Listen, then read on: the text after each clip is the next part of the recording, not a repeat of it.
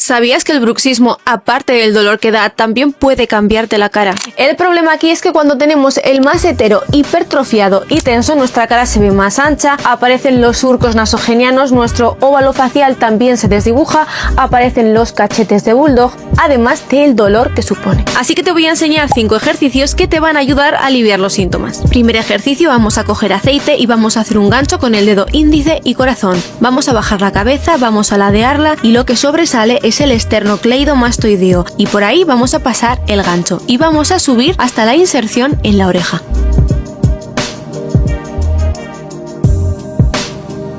Vamos a coger aceite, boca ligeramente abierta y pasamos los ganchos de los dedos índice por el músculo masetero.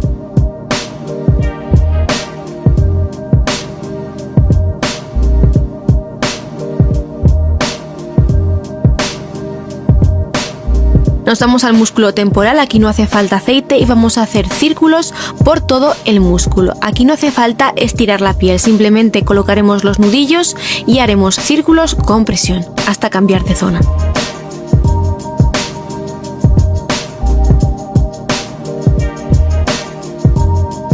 Vamos con una inhibición recíproca. Lo que pasa aquí es que cuando quiero que un músculo suelte porque está contraído, lo que hago es contraer el músculo contrario. Así que lo que vamos a hacer es poner la lengua arriba en el paladar, donde los dientes, y vamos a deslizar la lengua hasta la campanilla.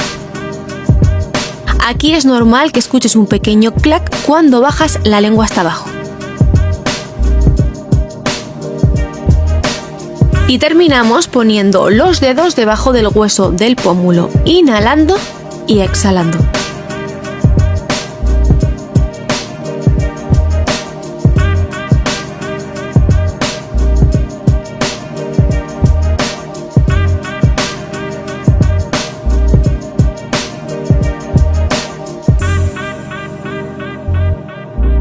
Haz esta rutina antes de dormir todos los días hasta que empieces a notar mejoría. Y si quieres una clase más completa, escribe en comentarios la palabra bruxismo y te la mando.